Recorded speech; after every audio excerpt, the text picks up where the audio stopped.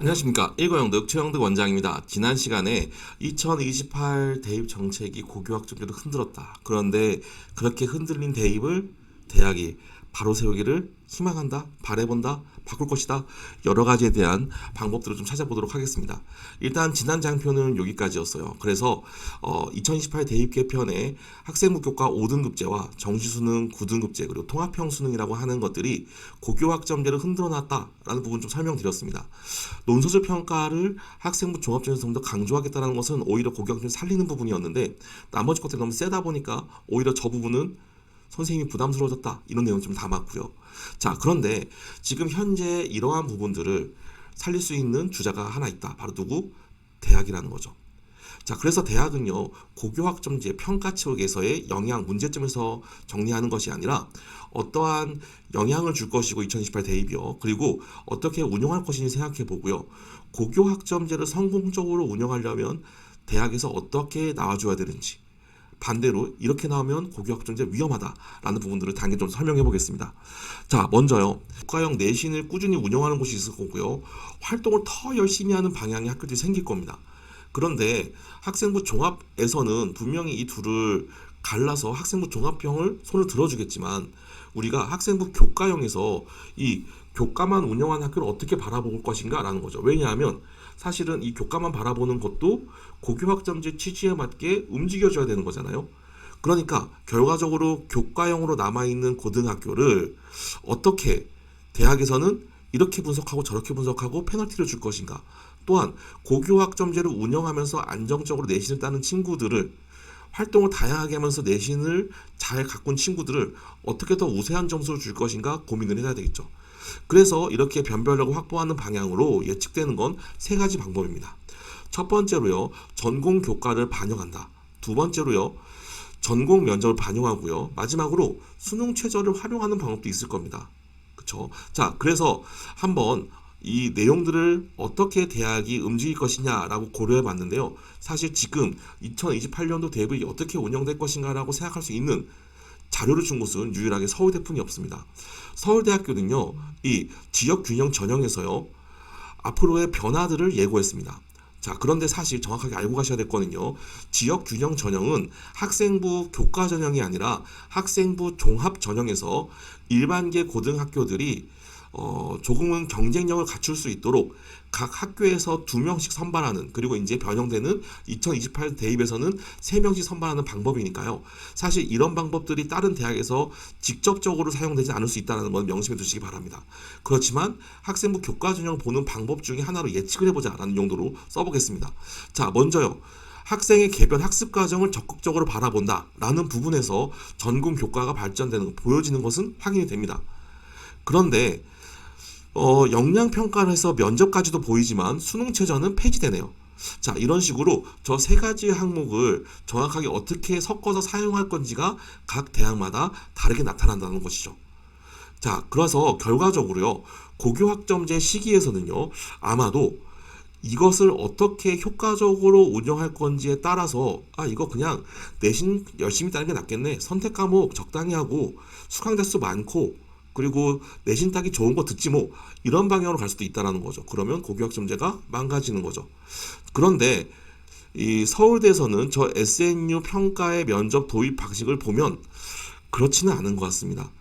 조금 더 내신보다는 학생들의 역량과 평상시의 수행평가를 어떻게 해왔는지를 확인하는 쪽으로 방향을 잡았다라고 볼 수 있겠어요. 하지만 이야기했던 것처럼 이 부분은 아직 서울대만 발표가 난 것이고, 또 한 가지 교과 전형은 정확히 말하면 아니다라는 거 생각해 줘야 됩니다. 결론적으로요, 고교학점제가 성공하려면 학생부 종합전형은 지금처럼 운영되더라도 학생부 교과 전형의 경우에 변화가 있어야 되는데요.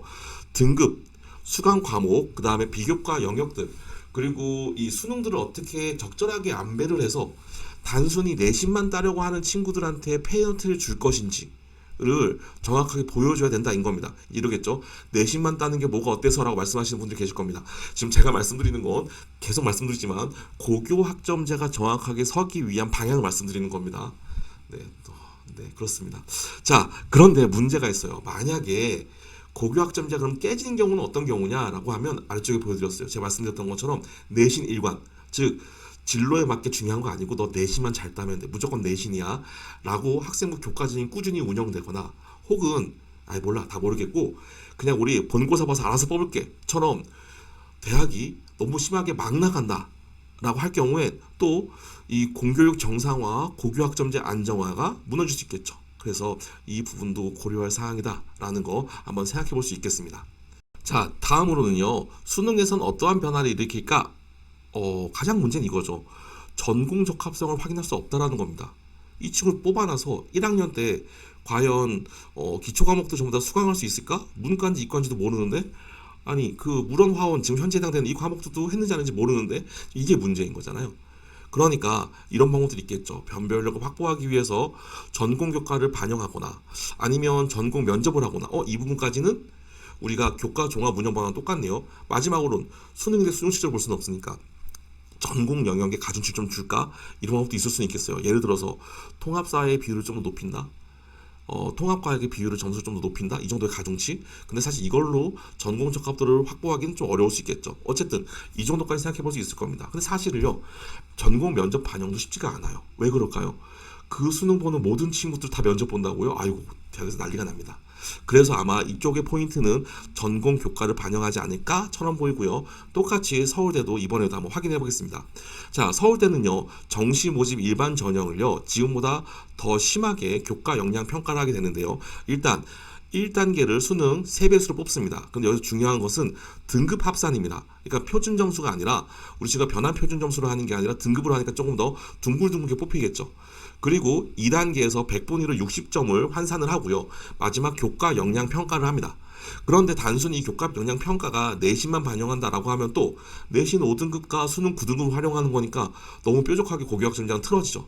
그러니까 이번에는요. 내용을 바꾸는데요. 어떻게 하냐면 우리 친구들이 교과목 성취도도 보긴 하지만 교과목 이수 현황 한마디로 어떤 수업을 들었는가 그리고 세부 능력 특기사항 수행평가를 얼마큼 잘했고 학교에서 충실하게 활동했는가도 본다는 거죠. 그렇다라고 하면 우리 친구의 전공 적합도와 우리 친구의 활동 역량이 보일 것이고요. 고교학점제 적합한 입시가 될 수 있겠죠. 이해하셨나요?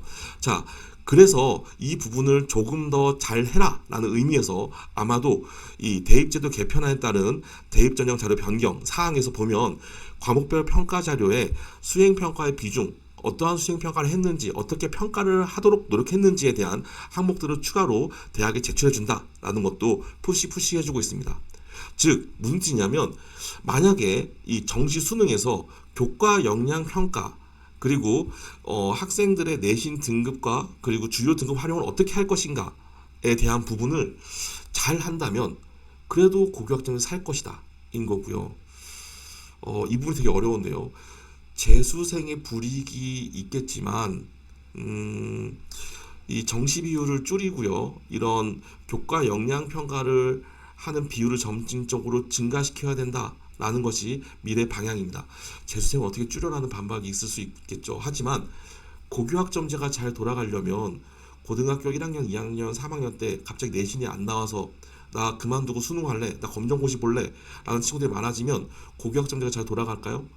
만약에 검정고시를 안 보더라도 고교학점제 교실 안에서 지금처럼 좀 그렇지만 시험 문제들을 수능 문제들을 앉아서 풀고 있는 수업 중에 이런 모습이 있다면 고교학점제가 살아날까요? 아니라는 거죠. 그래서 사실 고교학점제는 점차적으로 재수생들을 줄이려고 하는 거고요. 사실 재수생을 줄이려고 하는 것은 공교육 정상화의 방향인 거죠.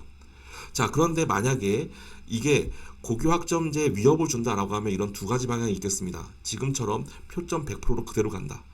아니면 단순하게 수강 과목의 가중치만을 둬서 조절하겠다라고 하면 안 되는 거죠. 그래서 이런 부분들은 지양해야 되지 않을까 싶습니다. 자, 입시 측면에서 만약에 교육부가 조금 더 대입 정책을 조금이라도 줄여준다고 하고 방향을 조금이라도 바꿔준다라고 하면요 최소한 수능에서 통합사회 통합과학 정도는 최소한 절대평가를 좀 만들어주자. 그래서 저 부분에 대한 학습 부담을 좀 줄여주고 우리 친구들이 그 시간에 전공에 대한 공부를 좀 더 하게 해주자라는 부분. 또 하나는 교과에서 국영수는 끝까지 5등급제를 하더라도 이 사회 과목, 과학 과목의 융합 과목 외에도 선택 과목들은 모두 5등급제로 해서 우리 친구들이 자율적으로 좀 듣게 해주자. 이 정도는 좀 바꿔야 되지 않을까요? 한번 희망해 봅니다. 고교학점제가 여태까지 어렵게 만들어졌습니다. 이 고교학점제에 찬성하고 반대하는 것은 이후의 일인 것 같고요. 일단 고교학점제가 잘 운영되고 이것 때문에 못했다, 저것 때문에 문제가 있었다라고 해서 결국에 완벽하게 진행되지도 못하고 무너지는 것을 양해했으면 하고요. 아무튼 좋은 방향으로 계속 입시가 흘러나가고 학생들이 성장했으면 좋겠습니다. 모두 화이팅입니다.